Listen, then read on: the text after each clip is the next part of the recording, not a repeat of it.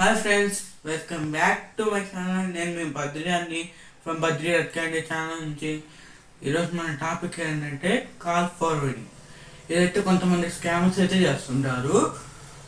ఇప్పుడైతే నేను చూపిస్తాను దాన్ని ఎలా డియాక్టివేట్ చేసుకోవాలో, ఎలా తప్పించుకోవాలో.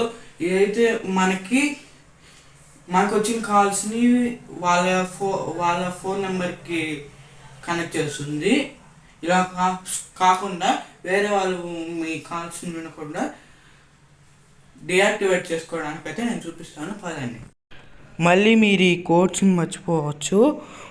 దీన్ని ఒకసారి స్క్రీన్ షాట్ తీసి పెట్టుకోండి. మళ్ళీ మీకైతే ఈ స్క్రీన్ షాట్స్ యూజ్ అవుతాయి. ఇదిగోండి, చూపిస్తాను. పదండి ఇంకా చూద్దాం. ఫస్ట్ అయితే మనం ట్రూ కాలర్ అయినా, లేకపోతే ఫోన్స్ అయినా, లేకపోతే కాంటాక్ట్స్ అయినా ఓపెన్ చేసుకొని డైల్ ప్యాడ్ అయితే ఓపెన్ చేసుకోవాలి. నేను ఆల్రెడీ ఓపెన్ చేసి పెట్టుకున్నాను. సైడ్లో అయితే ఇదిగోండి, ఓపెన్ చేసి అయితే పెట్టుకున్నాను. మామూలుగా అయితే మీకు కాల్ ఫార్వర్డింగ్ ఎలా చేస్తారంటే *401#. ఇదైతే మీరు ట్రై చేయకండి, నేను చెప్తున్నానని.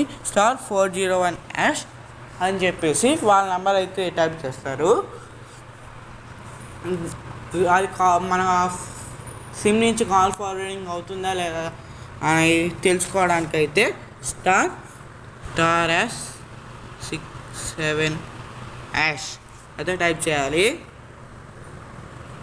ఇప్పుడు డైల్ చేద్దాం.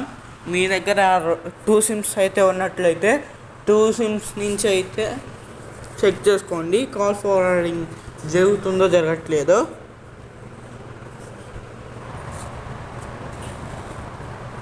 ఇదిగోండి, ఇక్కడ call forwarding, voice not forwarding అయితే నాకు వచ్చింది. మీకు కాల్ ఫార్వర్డింగ్, వాయిస్ ఫార్వర్డింగ్ వచ్చినట్లయితే ఇప్పుడు నేను చెప్పే కోడ్ని అయితే టైప్ చేసుకోండి. #002# డయల్ చేయండి.